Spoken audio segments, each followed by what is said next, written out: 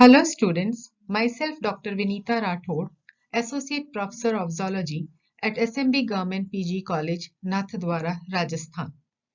In this video, we will discuss about general characteristics of class Mammalia. Mammals are mostly terrestrial, air-breathing, warm-blooded, hairy, viviparous, tetrapod vertebrates. Females of mammals have mammary glands with teats producing milk to nourish their young ones.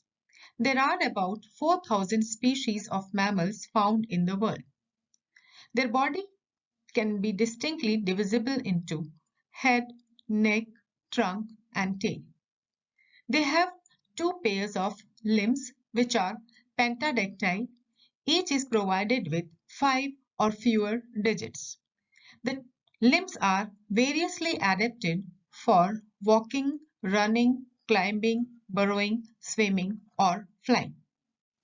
Mammalia वर्ग के जंतु बाल परिधानी, अधिकतर स्थलीय, वायुश्वसनी, समतापी, जरायुज एवं चतुष्पाद कशेरुकी के प्राणी हैं। इन जंतुओं की मादाओं में शिशुओं को दुग्धपान कराने के लिए चूचकों से युक्त दुग्धोत्पादक स्तन ग्रंथियां या मैमरी ग्लैंड्स उपस्थित होती हैं। इनका शरीर स्पष्टतया सिर, ग्रीवा, धड़ और पूंछ में विभक्त होता है। इनके शरीर पर 2 जोड़ी पाद उपस्थित होते हैं जो पंचांगुली अर्थात पेंटाडेक्टाइल होते हैं। प्रत्येक पाद में 5 या उससे कम अंगुलियां होती है। इनके पाद चलने, दौड़ने, चढ़ने, बिल खोदने, तैरने या उड़ने के लिए नाना प्रकार से अनुकूलित होते हैं। Hind limbs are absent in cetaceans and sirenians. These animals are homothermous or warm-blooded animals. Their body temperature remain constant. They maintain their body temperature. Their exoskeleton includes lifeless, horny, epidermal hair, spines, scales, claws, nails, hoofs, horns, bony dermal plates, etc. Their skin is provided with glands, oil glands, which are also called as sebaceous glands, and sweat glands to secrete sweat, which are called as sudiferous glands, are present in their skin. Cetaceans और साइरेनियंस में पश्चपादों का अभाव होता है। ये जीव समतापी जीव होते हैं जिनमें देहताप नियंत्रित रहता है। बहिकंकाल में निर्जीव, श्रृंगी व अधिचर्मीय बाल, शूक, शल्क, पंजे, नाखून, खुर, सींग, अस्थिल चर्मीय प्लेट्स इत्यादि उपस्थित होते हैं। त्वचा प्रचुर रूप से ग्रंथिल होती है जिसमें स्वेद, वसामय या तेलीय ग्रंथि जिन्हें कि सेबेशियस ग्लैंड्स कहते हैं और स्वेट ग्लैंड्स कहते हैं उपस्थित रहती हैं। कभी-कभी दोनों लिंगों के जीवों में सेंट या गंध ग्रंथियां भी उपस्थित होती हैं। In mammals, teeth are of different types. They are called as heterodont. There are 4 different types of teeth present in mammals. They are incisors, canines, premolars, and molars. These teeth are embedded in the sockets of the jaws, and such teeth are called as thecodont. These are developed twice during the lifetime of the animal, and therefore they are called as diphyodont. The first set of the teeth are called as the milk teeth, and the second set of the teeth are called as permanent teeth. Their endoskeleton is thoroughly ossified. The skull is dicondylic, that is, it is having 2 occipital condyles. Cranium is large in mammals. Except a few mammals, the mammals possesses 7 cervical vertebrae of the neck region. Mammalia वर्ग के जंतुओं में दांत अनेक प्रकार के या विषमदंती होते हैं। ये दांत 4 प्रकार के होते हैं, जिनमें इंसीजर्स, कैनिन्स, प्रीमोलर्स एवं मोलर्स आते हैं। ऐसे दांतों को विषमदंती कहा जाता है। इनके दांत गर्तों में लगे हुए होते हैं या गर्तदंती कहलाते हैं। ये दांत 2 समुच्चयों में प्रदर्शित होते हैं और इसको डाइफायोडोंट या द्विबार दंती कहा जाता है। जो प्रथम सेट होता है दांतों का उसे दूध के दांत कहा जाता है और जो दूसरा सेट होता है दांतों का उन्हें स्थायी दांत कहा जाता है। इन जीवों में अंतःकंकाल पूर्णतया अस्थीभूत या ऑसिफाइड होता है। इनकी करोटी 2 ऑक्सीपिटल कॉन्डाइल सहित द्विकंदीय या डाइकॉन्डाइलिक कपाल इनके अंदर प्रेजेंट होता है। कपाल इनका वृहद होता है, काफी बड़ा होता है।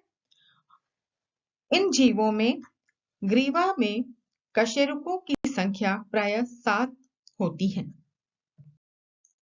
In mammals, respiration is always by lungs and such a respiration is called pulmonary respiration. Mammals possess a muscular diaphragm which divides the trunk into thorax and abdomen. The coelomic cavity or the coelom is divided into 4 cavities.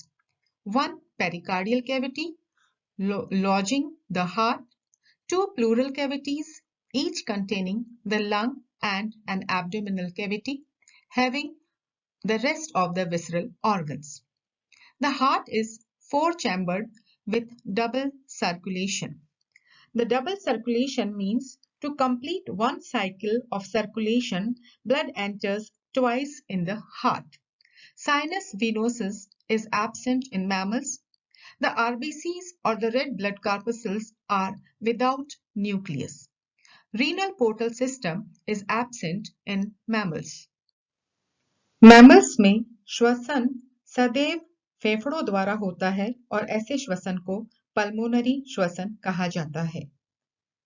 इन जंतुओं में एक पेशीय पर्दा तनुपट या diaphragm उपस्थित होता है जो अग्र वक्ष गुहा को पश्च उदर गुहा से पृथक करता है।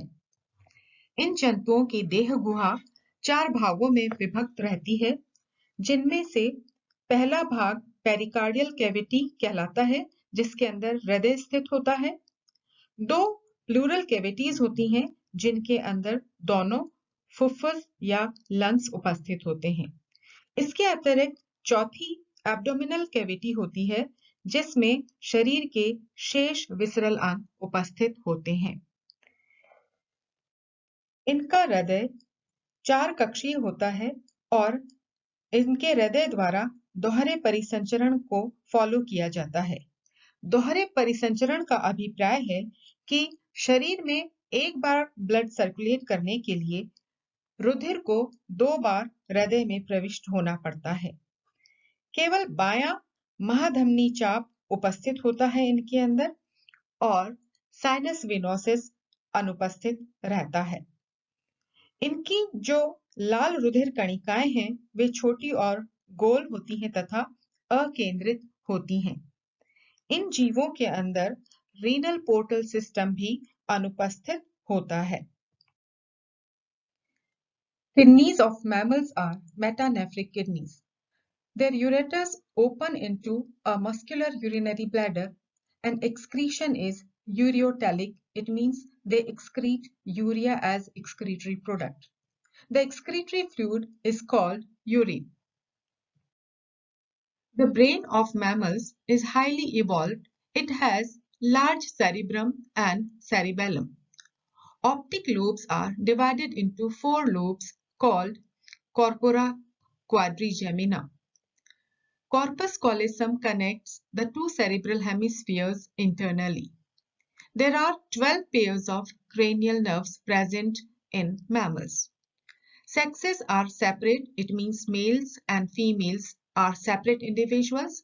Sexual dimorphism is very well marked. It means we can identify the male and female individuals by external features only. Eyes are protected by eyelids. The upper eyelid is movable. Mammalia के जंतुओं में गुर्दे पश्चवृक्कीय या metanephric होते हैं। इनमें मूत्र वाहिनियां एक पेशी मूत्राशय या यूरिनरी ब्लैडर में खुलती हैं और उत्सर्जन यूरिया उत्सर्गी यानी कि यूरियोटैलिक होते हैं। इनके उत्सर्जी द्रव को मूत्र कहा जाता है। इन जंतुओं में मस्तिष्क अत्यंत विकसित होता है। प्रमस्तिष्क और अनुमस्तिष्क अर्थात सेरिब्रम और सेरिबेलम दोनों वृहद और संवलित दृक पालियां छोटी और संख्या में 4 होती हैं, जिन्हें पिंड चतुष्टय या कॉर्पोरा क्वाड्रिजेमिना कहते हैं। दोनों सेरिब्रल गोलार्धों को जोड़ने वाले बैंड कॉर्पस कॉलिसम उपस्थित होता है। इनमें कपाल तंत्रिकाओं की संख्या 12 होती है। इन जंतुओं में लिंग अलग अलग होते हैं और लैंगिक द्विरूपता देखने को मिलती है, अर्थात नर और मादा जंतु को उनकी बाहरी संरचना के आधार पर ही आसानी से विभेदित किया जा सकता है। इन जंतुओं में ज्ञानेंद्रियां सुविकसित होती हैं। नेत्र पलकों द्वारा सुरक्षित रहते हैं तथा ऊपरी पलक चल या गमनशील होती है। One pair of ears are present in mammals. Each ear consists of 3 parts: external ear, middle ear, and internal ear. A large fleshy and cartilaginous flap is present and it is called as pinna. Pinna is to protect the external ear. Middle ear has 3 bony ear ossicles, namely malleus, incus, and stapes. Internal ear has organ of Corti, the actual hearing organ. Eggs of mammals are small with a little yolk and shells are absent in these eggs. Except egg-laying monotremes, mammals are viviparous. It means they give birth to young ones. Only the monotremes are the mammals which lays egg. Fertilization is internal. It means the fertilization of eggs takes place inside the body of females. The development is uterine. It means the embryo develop inside the female's uterine. Mammalia के जंतुओं में एक जोड़ी कर्ण उपस्थित होते हैं। बाह्य कर्ण छिद्र एक बड़े मांसल उपास्थि पल्ले या कर्ण पल्लव पिन्ना द्वारा सुरक्षित रहता है। कर्ण 3 भागों में उपस्थित होता है: बाह्य कर्ण, मध्य कर्ण और आंतरिक कर्ण। बाह्य कर्ण को पिन्ना द्वारा सुरक्षित रखा जाता है। मध्य कर्ण गुहा में 3 कर्ण अस्थिकाएं उपस्थित होती हैं, जिनके नाम हैं मैलियस, इंकस और स्टेपीज। आंतरिक कर्ण में कॉक्लिया सर्पिल एवं कुंडलित होता है और वास्तविक सुनने वाली जो संरचना जिसे कोटि कहते हैं वो आंतरिक कर्ण में उपस्थित होती है। इन जंतुओं में अंडे बहुत छोटे होते हैं, जिनमें बहुत कम मात्रा में यौग उपस्थित होता है और इन अंडों के ऊपर शेल अनुपस्थित होती है।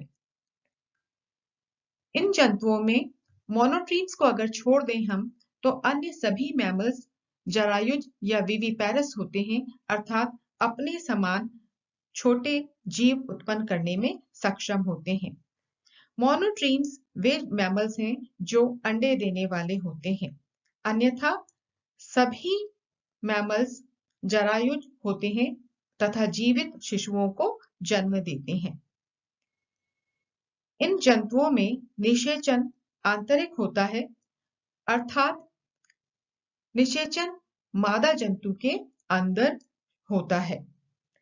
इन जंतुओं में परिवर्धन गर्भाशय में होता है।